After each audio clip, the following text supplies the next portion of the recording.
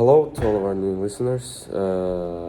Welcome. Today we're having Can Güler with us. Can, how are you feeling?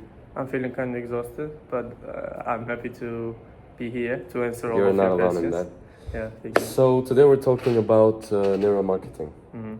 My first question is that what is neuromarketing and how do you think why do companies invest in it so much? So we can say that neuromarketing is a type of science that is, we can say, is quite new. That it is using brain signals to measure the reactions of consumers to create better ads with better designs, with better sales percentage, we can say. But mainly it uses brain signals to see how consumers' brain reacts to certain types of advertisements and certain types of colors, we can say. And that's mainly neuromarketing. We can say that it helps brands to design new attractive new attractive ads to help people. It's not help, but to make people buy more of their product. Basically, we can say that is neuromarketing. And could you give an example of neuromarketing in the advertisements so our listeners can understand it? That is going to be a long story.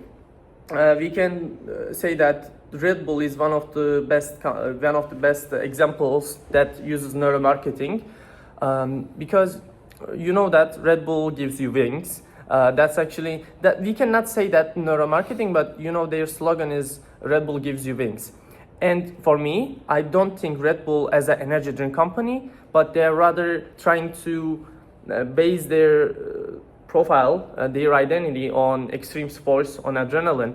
So when you see a guy or a woman doing extreme sports, or when they do a high adrenaline thing, you mainly almost all the time, you are connecting that experience, that video to Red Bull, because Red Bull is all around extreme sports campaigns. They are sponsoring them. They are creating teams. There's an F1 like Formula team for Red Bull. Like it's an energy drink. Doing pretty great. Yeah, I'm not a Formula guy, so sorry about that. But you know that like Red Bull is an energy drink company, but they have a Formula team. They also have many extreme sports teams. So this experience is creating a signal in your brain that it connects everything that is related to extremity or adrenaline to Red Bull. So when you want to get more high adrenaline things, or when you want to get an energy, when you want to, because extreme sports are not everyone's things, but if you want to feel that, you just go to a market, you just buy a Red Bull and drink it, and that's it. You will feel that adrenaline inside you, because that is neuromarketing. Actually, that's a great example, I think, because it actually makes your brain think that you did an extreme sports, because you already did that connection in your brain that Red Bull is extremity. So I can say that this is the best example we can give for the neuromarketing. I think so too. So how do you think the companies measure the brain's response to neuromarketing? I mean, I'm not an expert of this, but I can say that, like, as I said, I'm not an expert of these techniques that companies use to measure brain signals, but they are using really some hard scientific things that you really need to read a lot to make some comments on it. The only thing I know that, like, more of a, I could say, like, basic thing that they use is eye tracking.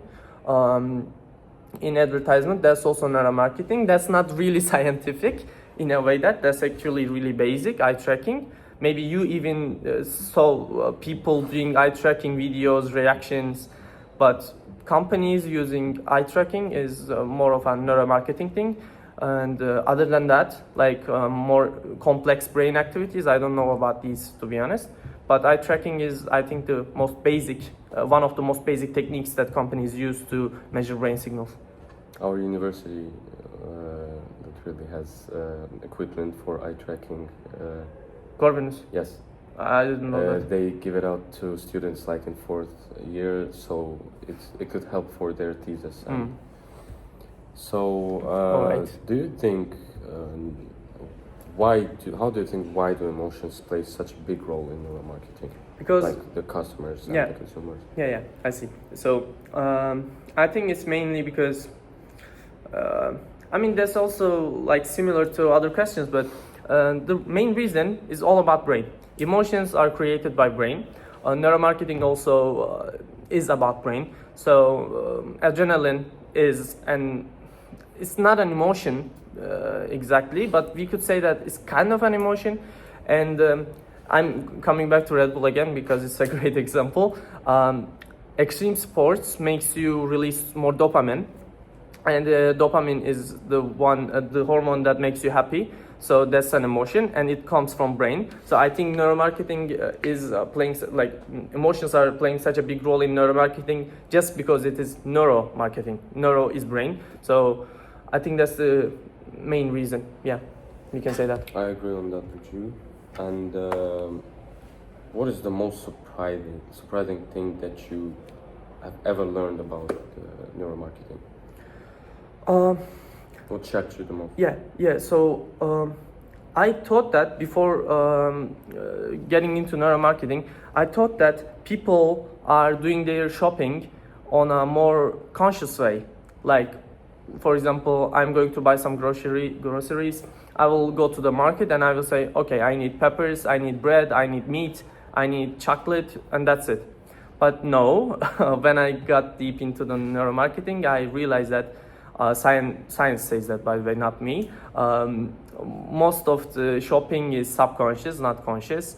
And also, really small details can actually affect the decision of the customers, such as like little colors little colors that used in the ad, or maybe some shapes that has been used in advertisement can actually have a big effect.